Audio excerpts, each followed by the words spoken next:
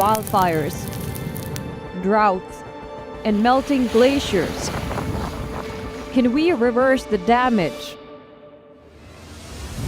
Explore the harrowing effects of climate change. It's a wake-up call. Global emergency. Climate Tracker on WION World is One.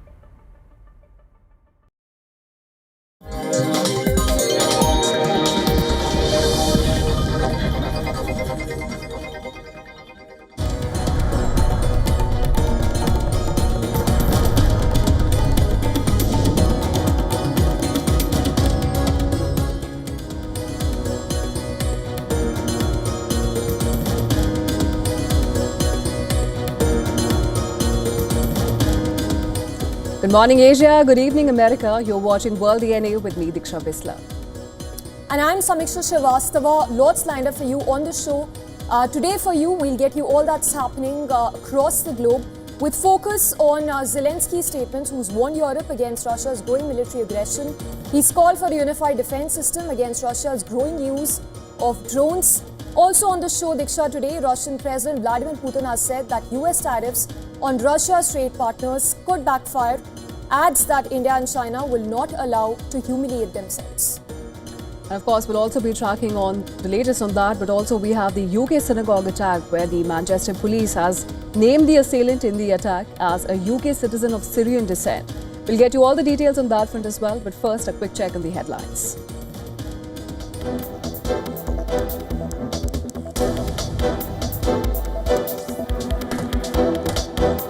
Germany's Munich airport announces drone sightings force air traffic control to temporarily suspend operations, resulting in cancellations of 17 flights and disrupting travel plans for nearly 3,000 passengers.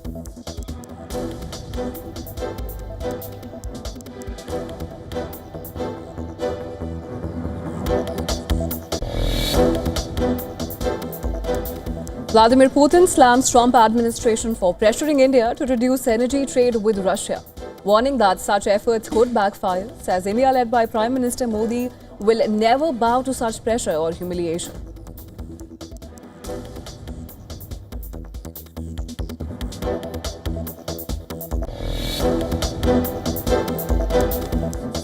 Russian President Putin condemns France's detention of a Russian-linked ship as piracy, vows a significant response to what he calls European threats as tension flares.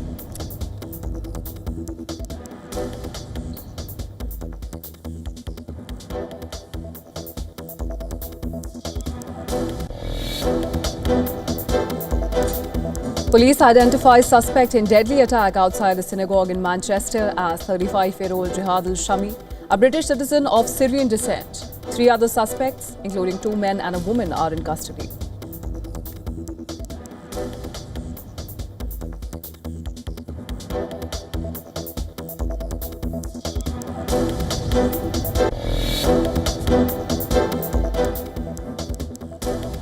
Gaza Civil Defense Agency says Israeli strikes killed at least 52 people across the territory.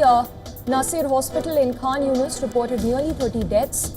Al-Aqsa Martyrs Hospital in Deir Bala received 9 bodies.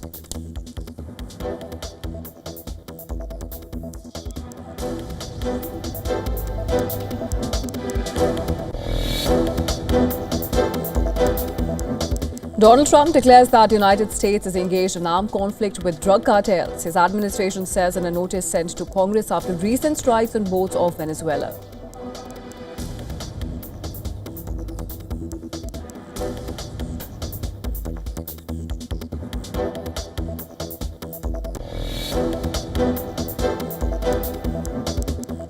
Fresh demonstrations demanding reform to the health and education sectors take place in Morocco for 6th consecutive day, following the death of 3 people in clashes the night before.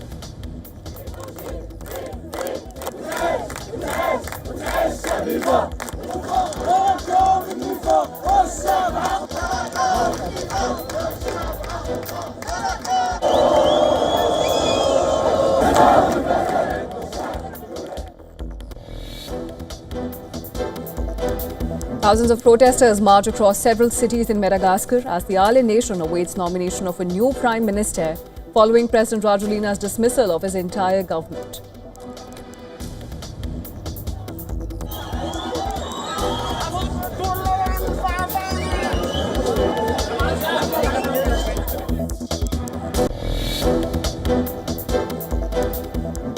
US Treasury Secretary Scott Bessent says major aid for farmers, especially soybean growers will be announced next week as trade tensions with China continue to hurt exports and push many towards losses.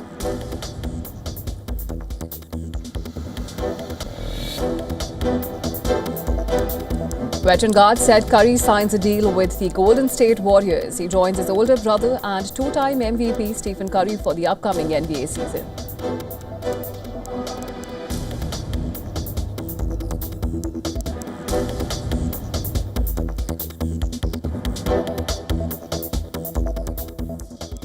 And we begin this edition with the latest that we're tracking on the Russia-Ukraine war. It's Ukrainian president who's warned Europe that the recent drone incursions show that there was proof that Russia was looking to escalate its tensions and its aggression in this region. Of course, and this at a summit of European leaders from just under 50 countries who converged on a conference center in Copenhagen under tight security after mystery drone flights rattled Denmark last month.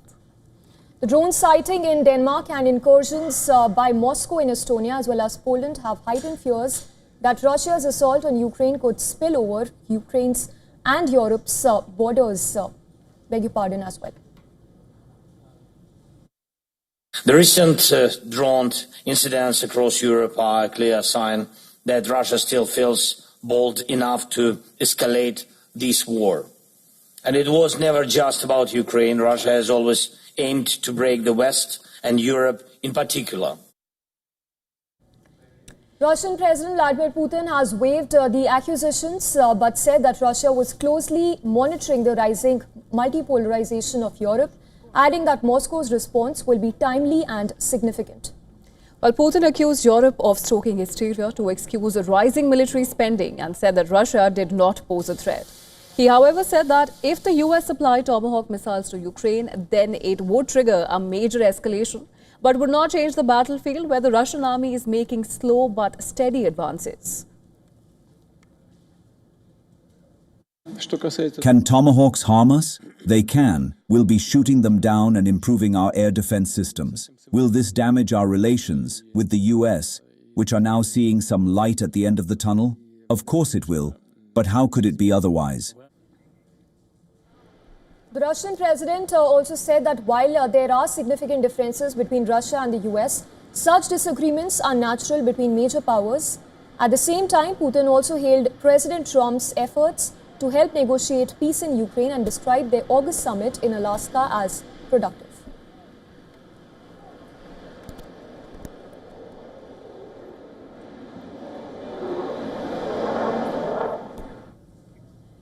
Iran and Russia are strengthening cooperation on multiple fronts.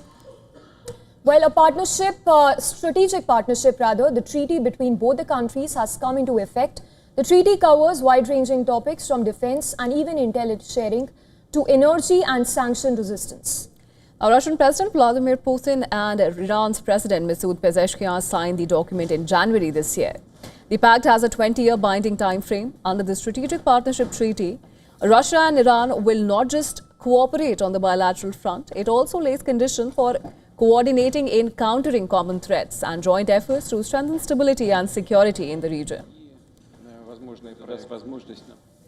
Russia and Iran are coming together at a time when Tehran faces relentless threats from the West. Talks have effectively collapsed on nuclear front and tensions with Israel and the US are at an all-time high. Now, having said that, Tehran needs allies and Moscow has landed a helping hand with the HITS treaty. Now, Russia has lashed out at European nations for sanctions against Tehran. Russian Foreign Ministry spokesperson called European sanctions illegal and warned that the move could deepen crisis over its nuclear program. And on the other side of the Persian Gulf, US has also given security guarantees to Qatar. In a meeting with Netanyahu at the Oval Office, Trump dialed Qatar Prime Minister and Netanyahu said sorry for the attack on Hamas officials. Well, Qatar is an important partner for the United States as it is a home for Al Udeid Air Base, which serves as a forward headquarters of U.S. Central Command. The West Asia theatre is a forever focal point.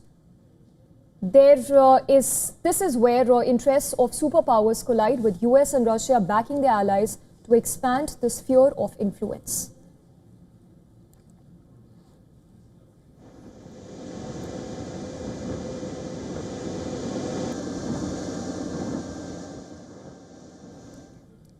And shifting focus then, the White House has said that President Donald Trump wants to hear back from Hamas very soon regarding the ceasefire deal.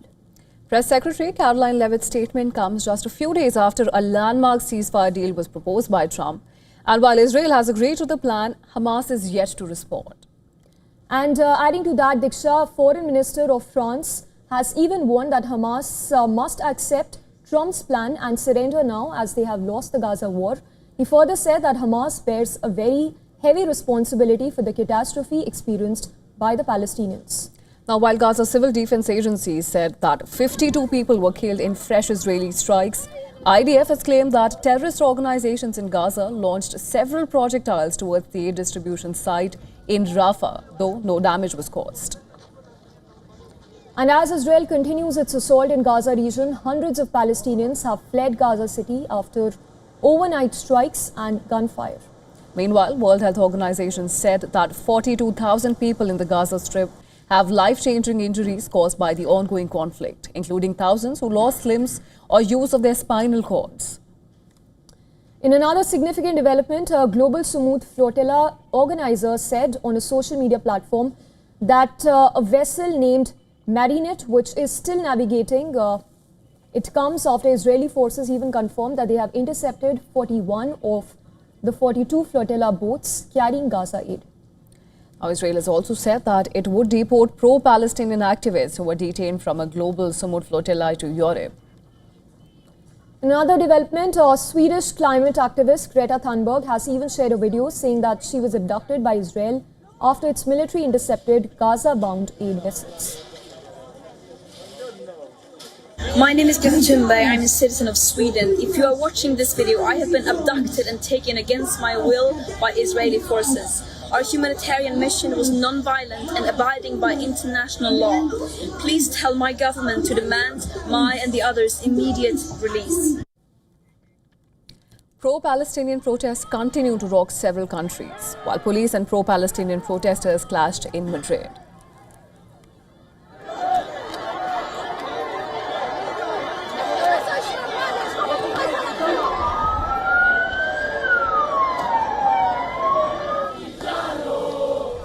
People even held a rally in Rome against the interception of the Gaza flotilla by Israeli forces.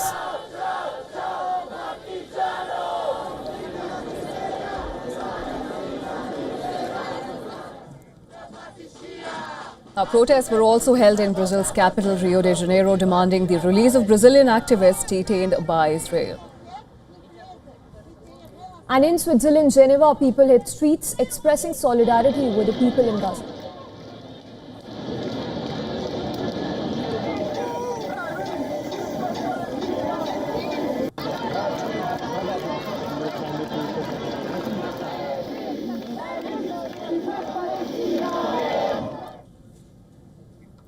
All right, and moving on, the man who carried out an attack at a synagogue in Manchester, which left 2 Jewish people dead, has been named by the UK police.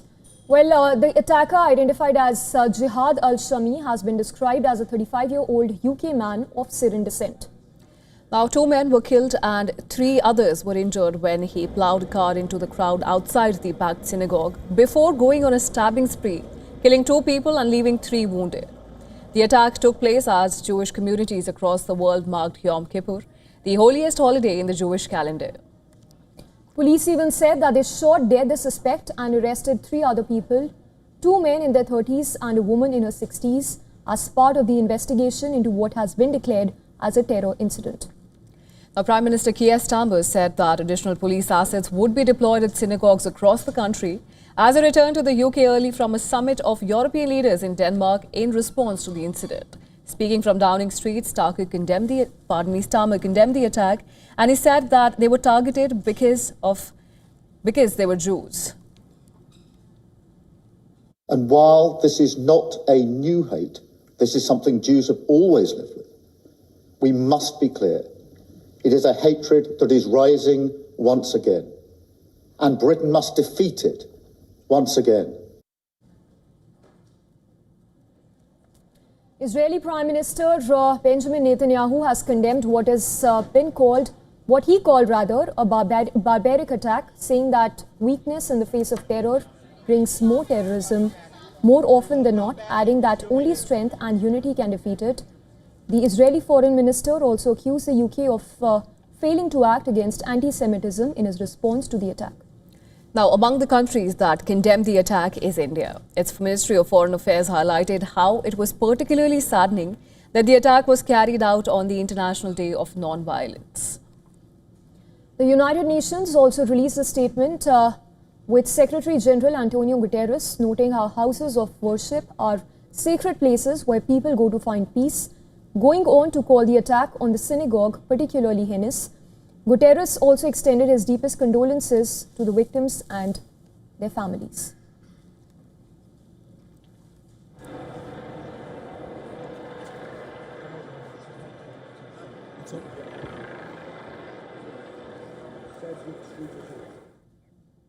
Now, in the US, a government shutdown is triggering a wave of political and economic tensions.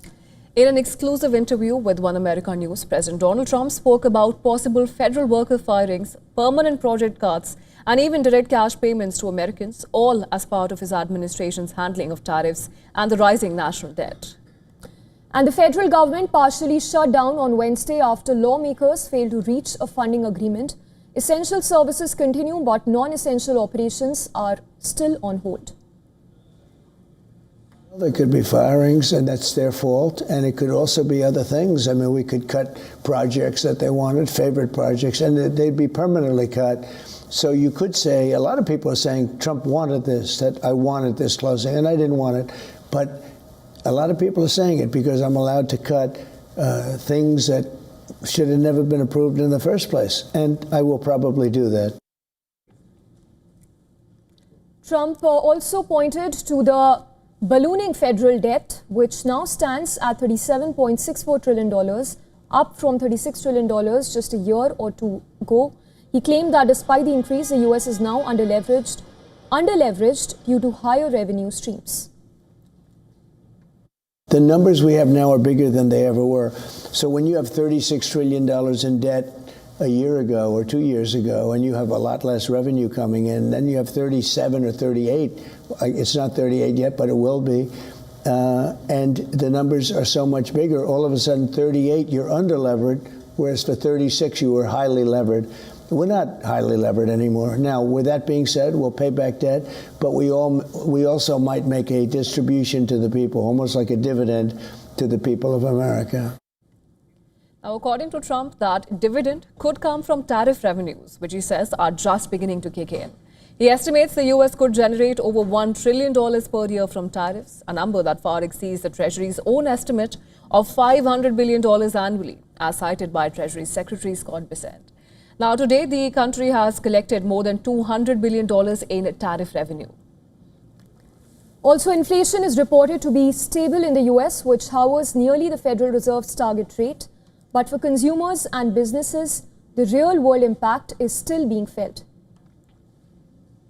Well, Trump says that Democrats are standing in the way of reforms that would crack down on fraud, waste, and abuse in the federal programs. Well, I mean, they're political people. One of the other things is fraud, waste, and abuse. They don't want to have anybody, I mean, the whole thing is crazy. When you find obvious fraud, you want to take care of it, waste and abuse. And they don't want anything to change. And what that's going to do is ruin it for the people that are tax-paying great American patriots. And while political battles dominate headlines, the latest economic data shows some stability in the labor market. The Chicago Fed says that the US unemployment rate remains at 4.3%, unchanged from the previous month, even as tariff revenues and inflation rates play an increasingly complex role in the economy.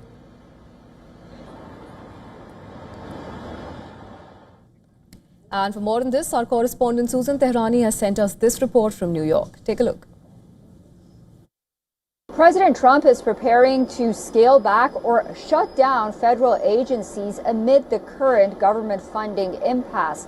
He's identifying Democrat agencies for cuts, and the administration has already instructed federal departments to start planning for mass layoffs and not just traditional furloughs. As the shutdown enters its second and possibly third day, about 750,000 federal workers are being furloughed or working without pay, with essential services continuing. The move signals President Trump's efforts to use this shutdown as leverage to permanently reduce parts of the federal government. Susan Tehrani reporting from New York for WION World as well. And European leaders had a laugh over US President Donald Trump's recent cartographical confusion. This as world leaders gathered at the summit in Denmark. Trump's Armenia-Albania mix-up popped up in the conversations. Well, Albanian Prime Minister Edi Rama was observed poking fun with French President Emmanuel Macron and Azerbaijan's President Ilham Aliyev at the European Political Community meeting in Copenhagen. Albanian leader told Macron, and I'm quoting here, "You should make an apology to us because you didn't congratulate us on the peace deal that President Trump has made between Albania and Azerbaijan," leading Aliyev to burst out laughing. Trump has repeatedly confused Armenia and Albania when talking about his efforts to resolve the long-standing tensions between the two countries. In fact, most recent guffaw was during Trump's visit to the UK, where during a joint press conference with UK Prime Minister Keir Starmer, Trump said, and I quote, "We settled Azerbaijan and Albania, mixing up the southern Caucasus countries," Armenia's name, during his speech. We settled Azerbaijan and Albania as an example. It was going on for years. And shifting focus to other stories that we're tracking in this edition, UK is expected to announce a next Archbishop of Canterbury, with two women among the favourites to lead the Church of England. Well, Bishop Rachel Trevick and Bishop Cooley Francis Decani are among the front runners to potentially becoming the first female leader to lead the Church of England. And if elected, they will become the symbolic figureheads for 85 million Anglicans worldwide. But what more do we know about these female contenders? While Bishop Trevick is Church of England's first ever female Decosian bishop, Iranian descent Bishop Francois he had come to Britain as a refugee with her parents following the 1979 Islamic Revolution. Now, she's also known for being politically outspoken. Also on the list is Reverend Dame Sarah Mullaney, the Bishop of London, who is a former Chief Nursing Officer of the Department for Health. The 106th Archbishop will replace Justin Welby, who resigned last November over child abuse cover-up scandal. The decision of electing a church leader is pivotal and follows a complex vetting process. Now, highlighting the ongoing debates over gender roles and homosexuality within the church, some conservative Anglicans have historically opposed women bishops in the church. Another major challenge is balancing expectations between conservative Christians in African countries, where homosexuality is outlawed in some nations and their generally more liberal counterparts in the West have proven to be a difficult task for previous office holders. And this while appointing a women archbishop could compound to that selection process.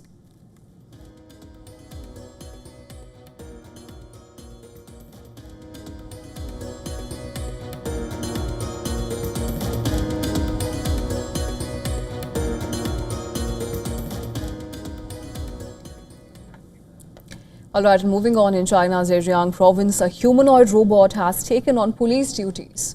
That's right, and the robot, along with the robotic dog, regularly patrols Westlake and even spreads anti-fraud messages to the visitors. Their presence has caught the attention of tourists during the busy holiday season. Take a look at the visuals.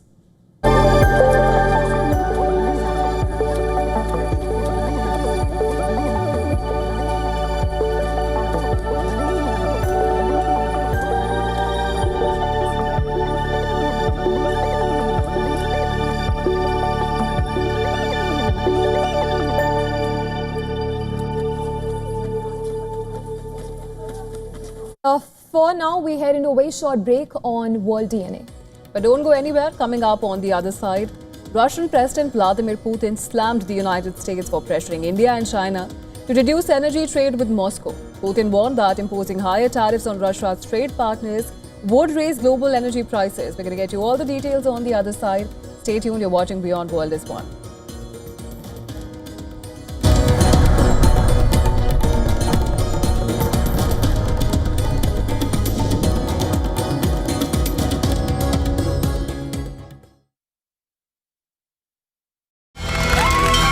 From the bustling trading floors of Wall Street to the vibrant exchanges of Asian stock markets, WION breaks it down for you to make sense of what's happening, as we reveal the key factors behind events, strategic battles, and the game-changing business decisions that shape the world. We bring you all of this and more on World Business Watch.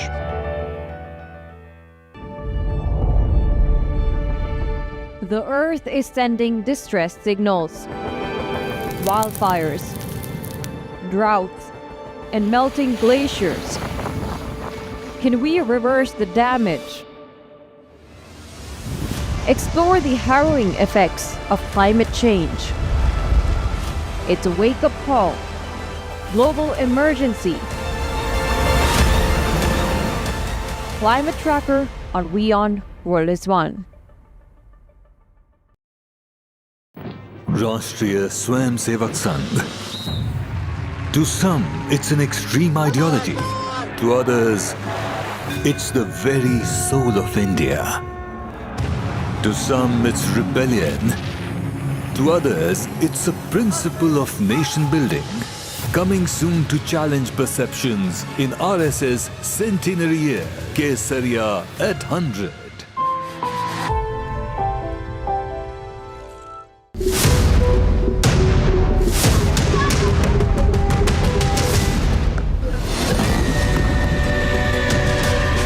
So today is a historic day for peace, and Prime Minister Netanyahu.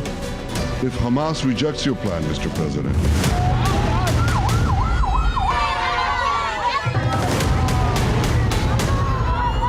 then Israel will finish the job by itself.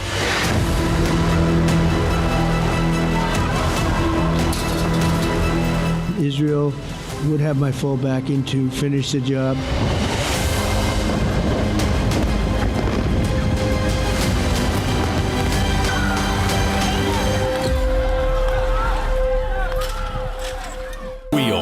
India's global voice, the channel that brings you the biggest stories from across the world through India's lens. Now available in more than 190 countries worldwide. Because we believe that the world is one. Watch us in Africa, Europe, USA and Canada, South America, Asia Pacific, Middle East and North African regions. Also available on these digital platforms across the world. WION. World is One.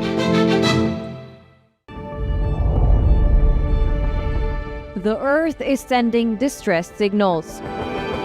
Wildfires, droughts, and melting glaciers. Can we reverse the damage? Explore the harrowing effects of climate change. It's a wake-up call. Global emergency. Climate Tracker on WION World is One. From the bustling trading floors of Wall Street to the vibrant exchanges of Asian stock markets, WION breaks it down for you to make sense of what's happening, as we reveal the key factors behind events, strategic battles, and the game-changing business decisions that shape the world. We bring you all of this and more on World Business Watch. WION, India's global voice, the channel that brings you the biggest stories from across the world through India's lens. Now available in more than 190 countries worldwide. Because we believe that the world is one. Watch us in Africa, Europe, USA and Canada, South America, Asia Pacific, Middle East and North African regions. Also available on these digital platforms across the world. WION. World is one.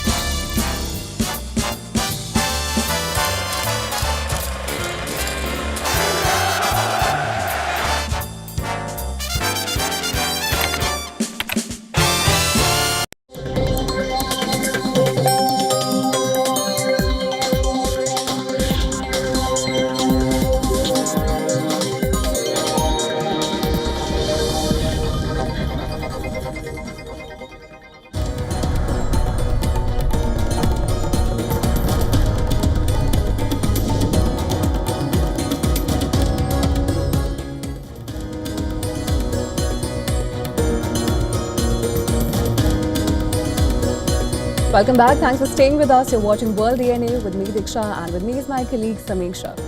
And we have lots lined up for you on this side of the show as well. But first, let's take a quick check on the headlines.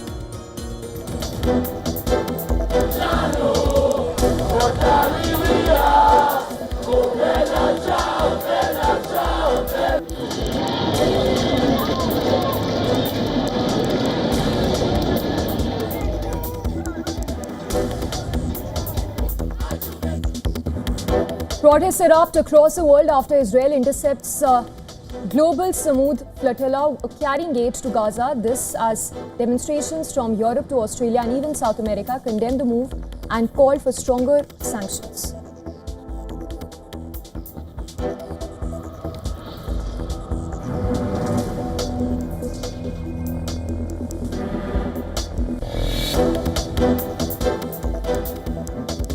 Germany's Munich airport announces drone sightings, force air traffic control to temporarily suspend operations, resulting in the cancellation of 17 flights and disrupting travel plans for nearly 3,000 passengers.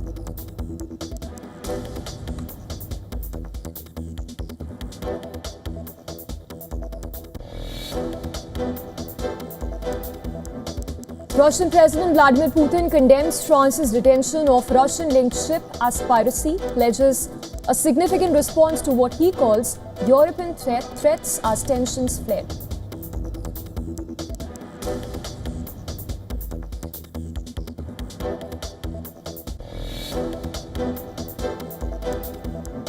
Vladimir Putin slams Trump administration for pressuring India to reduce energy trade with Russia, warning that such efforts could backfire. Says India, led by Prime Minister Modi, will never bow to such pressure or humiliation.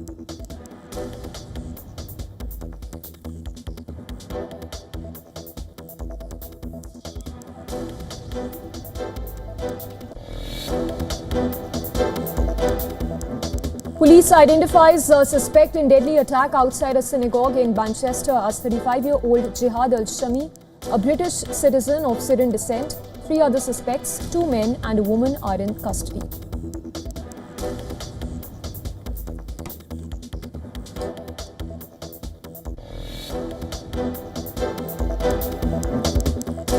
Donald Trump declares that the United States is engaged in armed conflict with drug cartels. His administration says in a notice sent to Congress after recent strikes on boats off Venezuela.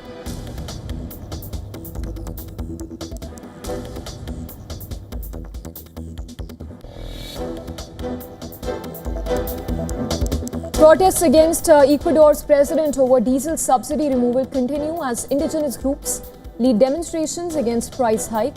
11 days of unrest across 6 provinces leave 1 dead and over 100 detained.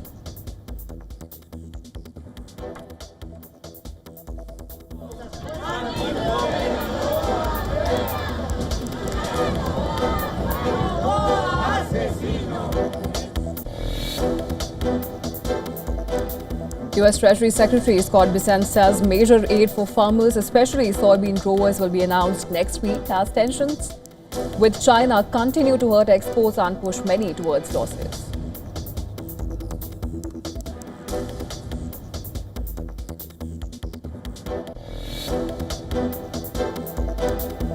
Namibia and Zimbabwe have booked their places at the 2026 Men's T20 World Cup. Both teams qualified after reaching the final of the African qualifying tournament in Harare.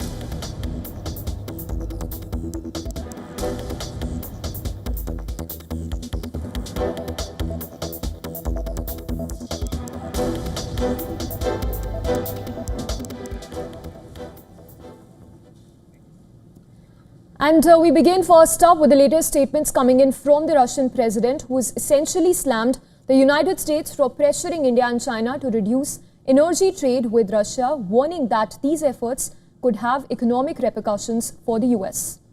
Now, Putin warned that imposing higher tariffs on Russia's trade partners would raise global energy prices and pressure the US Federal Reserve to maintain high interest rates, a move he said could slow the US economy. The Russian president was speaking at the Valdai Discussion Forum in Sochi. The forum brought together security and geopolitical experts from 140 countries, including India. And in response to US pressure on India to cut energy ties with Russia, Putin also said that India has no reason to yield to external pressure. He added that India will never allow itself to be humiliated, saying he knows Prime Minister Narendra Modi and that he would never make such a move. The Indian people will look at what decisions are made by the political leadership and never accept any humiliation before anyone. And also I know Prime Minister Modi, he will never take any steps of the kind. Now, he said that if India stopped purchasing Russian energy, it could face losses estimated between $9 to $10 billion. He added that the people of a country like India will closely watch the decisions made by their political leadership and will never tolerate humiliation from anyone. Putin also pointed out to US own uranium trade with Russia, noting that while Washington continues to buy enriched uranium from Moscow, it urges other countries to halt purchases on Russian energy. Now, the Russian president also shared his anticipation for the upcoming visit to India in early December. He directed his government to develop measures to address the trade imbalance caused by New Delhi's significant imports of Russian crude oil. Putin suggested that Russia could increase imports of agricultural goods and medicines from India. Last month, the Russian president had warned the United States against using tariffs to pressure India and China. He said, and I quote his statement, "You cannot talk to India and China in that way," unquote, is what he said. Now, his remarks come amid a flurry of attacks on India by the US over its purchase of Russian oil. US President Donald Trump and top officials, including Commerce Secretary and White House Trade Advisor, have repeatedly criticized India in recent months over its continued purchase of Russian oil.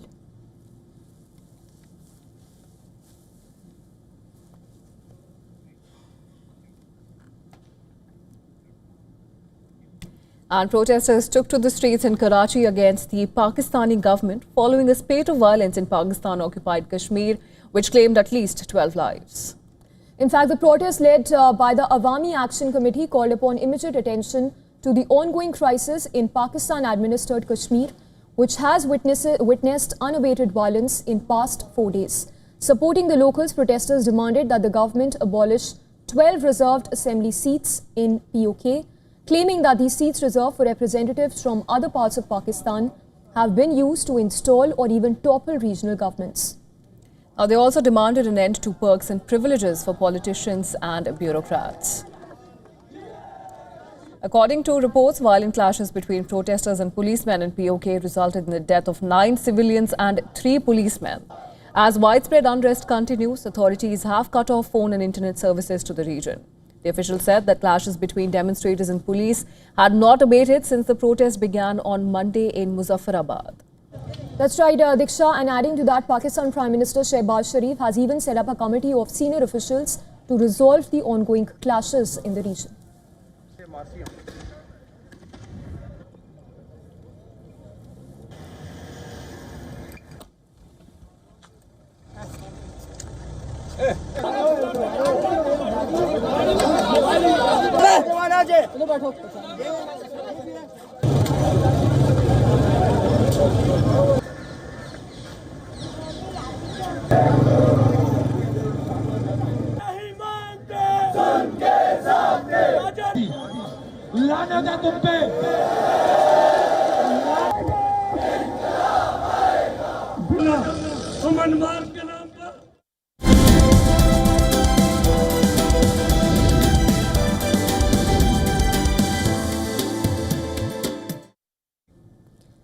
And shifting focus to what's making news in the world of business, in financial markets, the surprise of the year has been the surge in African stocks into the global top 20. Well, Wall Street has seen repeated record highs, and so have many of the well-known stock markets. However, the dramatic rise in African benchmarks is drawing investor attention. That's not all. Stock markets across Africa are soaring, driven by global investors chasing returns amid the tariff war and rising geopolitical risks. 5 African benchmark indices are in the top 20 globally this year. According to Bloomberg, Ghana is in the first place among the world's top performing stock markets in dollar terms this year, followed by Zambia in second place, Nigeria in the 14th and Kenya in 15th and South Africa in the 21st spot. Now, while Wall Street stocks have hit repeated record highs this year, the S&P 500's near 13% returns pale in comparison. Even the so-called AI frenzy has lifted tech-heavy Nasdaq by 16%. And for all the talk about gold's record-breaking rally, the yellow metals over 47% gain is about half of Ghana's and Zambia's returns. This as about as much as the gains in Kenya, Nigeria and even South Africa. Now, on the other hand, Indian stocks have deeply underperformed Asian and emerging market peers, with the Sensex showing just above a 2% rise for the year.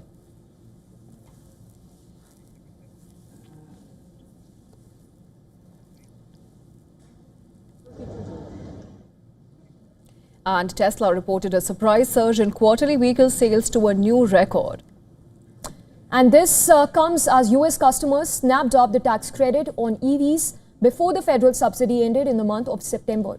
Also, EV sales in the US got a temporarily, they got a boost, and that was reflected across automakers and not limited to just Tesla. Well, automakers have extended the discounts on certain electric models after a $7,500 federal tax credit expired earlier this week. Tesla delivered a record 497,099 vehicles globally during the September quarter. And this is up 7.4% from a year ago. However, the EV maker faces challenges beyond the US market. That includes increasing competition in China and a downturn in Europe, where sales declined 22% in August. And despite that, Tesla's stock soared 33% in the month of September. The solid performance last month helped Tesla recover its losses in the first half of the year and add over $400 billion to its market value. The EV maker's stock is up 15% for the year after being in the red for the early part of 2025. Now, that was also reflected in Elon Musk's personal wealth surge to over $500 billion. Musk became the first man to reach a net worth of $500 billion. For Tesla, the latest is a preview of the earnings report due later this month. At the annual general meeting on October 22nd, investors will vote on a new compensation package for Musk, potentially worth $1 trillion.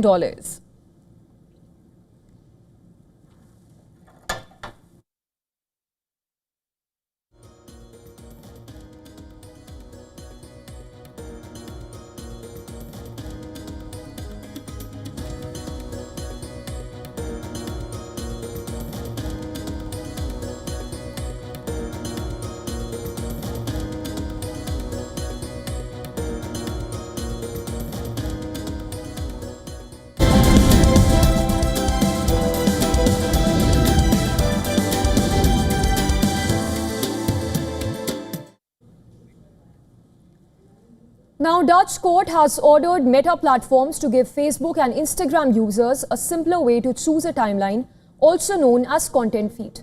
Well, the court has said that Meta must provide users in the Netherlands with a direct and clear option to view posts in a chronological order, rather than their timelines being curated by algorithms that track their activities and interests. The ruling from the District Court of Amsterdam said that Meta's current user interface design for Facebook as well as Instagram violates the EU's Digital Services Act. The court has also said that once users make the choice for a chronological timeline, that setting should stay in place even if users close the app or move to other sections at present.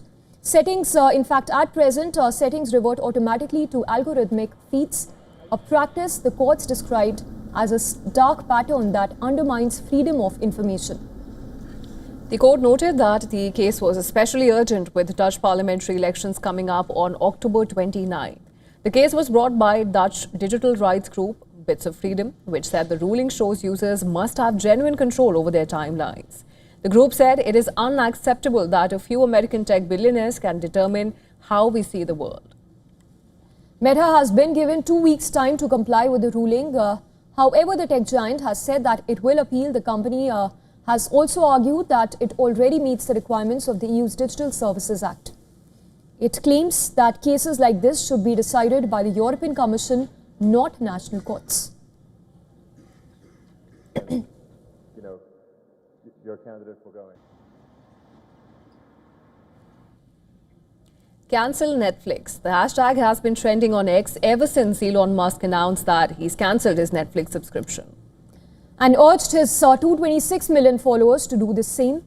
Musk's call to action came amid a controversy that involves a Netflix children's series with transgender themes and inflammatory comments allegedly made by the show's creator about conservative activist Charlie Kirk, who was recently killed in a shooting. Now, Netflix's stock experienced a decline following Musk's post, with thousands of users claiming that they were ending their subscription. At the center of the controversy is a British animator and creator and a series that was created by him for Netflix. Hamish Steele was first accused by Libs of TikTok, a popular conservative social media presence, of criticizing Kirk on social media app Blue Sky. The story then blew up beyond Steele's alleged comments to focus on his Netflix show itself. Dead End Paranormal Park is an animated series that premiered on Netflix in 2022 and is rated for audiences as young as 7 years old. The show features a transgender character named Barney. The flashpoint came when Elon Musk amplified the controversy and posted "Cancel Netflix" to his massive following and announced he was ending his own subscription. In a follow-up post, Musk even urged others to cancel Netflix for health of their kids. He's gone further and endorsed another post that accuses Netflix of discriminating against white people.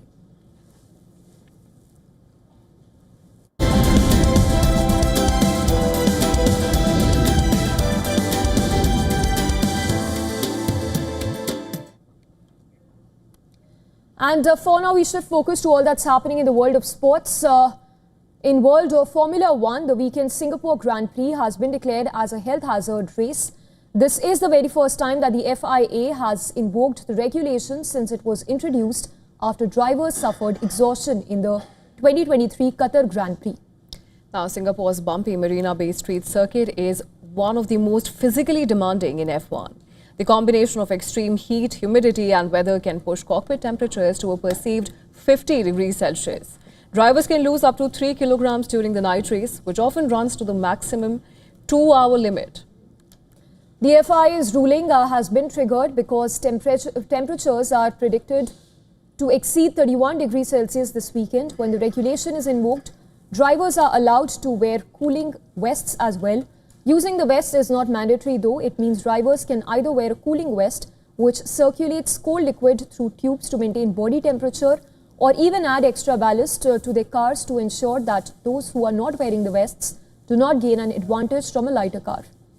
Well, the vest will become mandatory in hot conditions from the next season. The system uses coolant tubes connected to pumps and a heat exchanger. Though some drivers during testing complained that it felt uncomfortable in an already cramped cockpit. However, it will not be the first time that drivers have used them. Teams have been testing the vest intermittently this year. George Russell trialled the cooling vest at this year's Bahrain Grand Prix and gave it a thumbs up. The system was developed after the 2023 Qatar Grand Prix, where several drivers required medical attention due to the heat. And Esteban Ocon vomited in his helmet, and Williams driver Logan Sargent was forced to retire because he could not cope with the conditions any longer.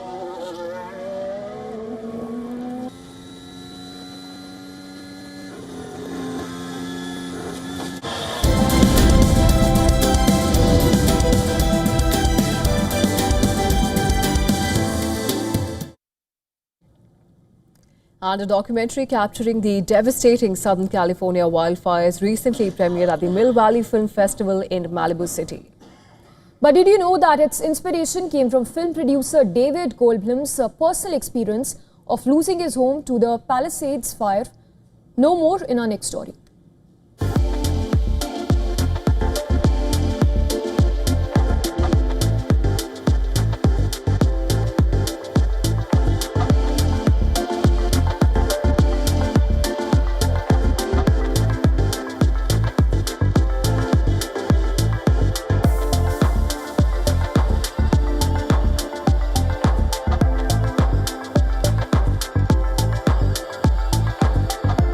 you know, I'm a New Yorker, so I'm not very, I wasn't very fire savvy, so I didn't have a to-go bag. Basically the night of the fires, I looked out the window and I saw this fire cloud coming from the Palisades to Malibu, and just went into kind of fight or flight and jumped in my car.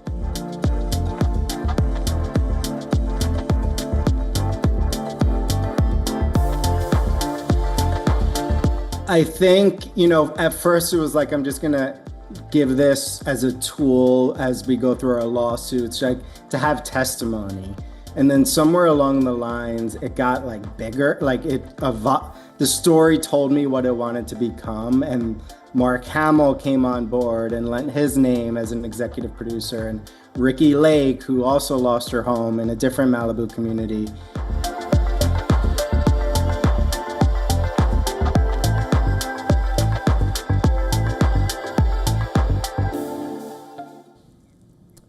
Well, if you've ever worked in a night shift, you already know how it can turn your routine upside down, affecting energy levels, eating habits, and at times even your moods for that matter. But a new study reveals the health impact goes even deeper, straight to your kidneys. A comparison analysis evaluating how various shift work patterns contribute to kidney stone risk has disclosed that shift workers have a 15% higher risk of developing kidney stones, especially younger workers. When a person works in irregular shifts, the body's rhythm, which is the internal 24-hour clock that regulates everything from sleep to even hormones to metabolism, faces a disruption.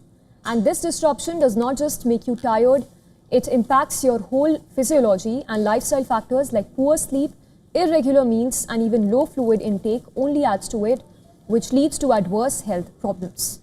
Now, the study followed more than 220,000 people for nearly 14 years. Researchers looked at shift work schedules, who work nights, how often and for how long, and then compared those numbers with cases of kidney stone events.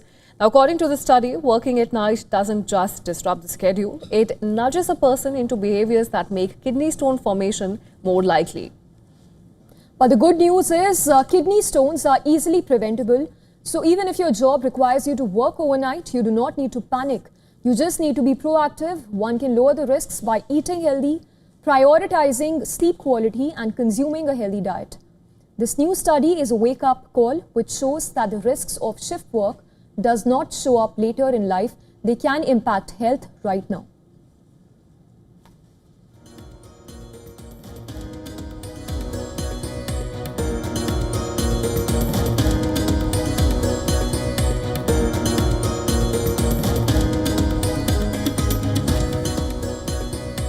And before we wrap up this edition of our broadcast, let's take a look at all the climate stories making headlines across the world.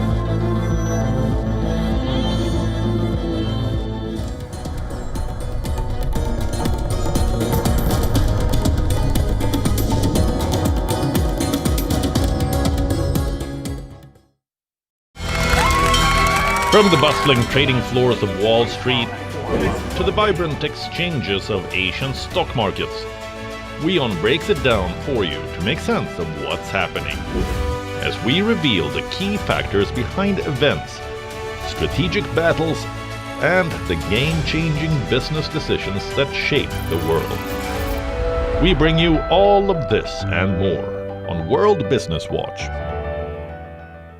WION India's Global Voice, the channel that brings you the biggest stories from across the world through India's lens. Now available in more than 190 countries worldwide. Because we believe that the world is one. Watch us in Africa, Europe, USA and Canada, South America, Asia Pacific, Middle East and North African regions.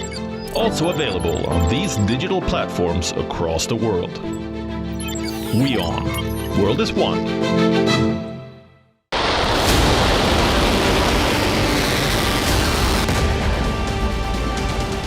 This week on the West Asia Post.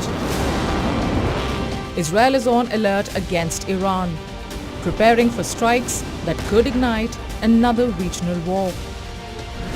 Yemen's Houthis intensify their assaults, hit a Dutch ship in the Gulf of Aden and warn US oil majors of more strikes. Iraq's children are forced to abandon classrooms as poverty and the aftermath of war push little ones into hard labor. Watch the West Asia Post with me, Radi Francis, every Friday at these times, only on WION. World is One. The Earth is sending distress signals. Wildfires, droughts, and melting glaciers. Can we reverse the damage? Explore the harrowing effects of climate change. It's a wake-up call. Global emergency. Climate Tracker on WION World is One.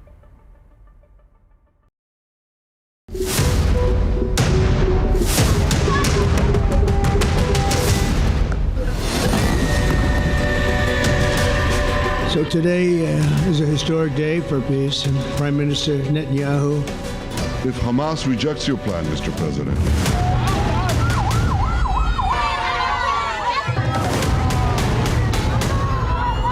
then Israel will finish the job by itself.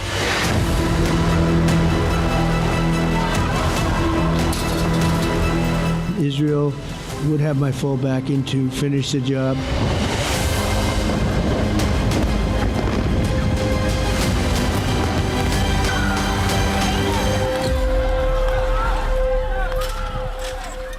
WION Health Resort is unique, the only one of its kind.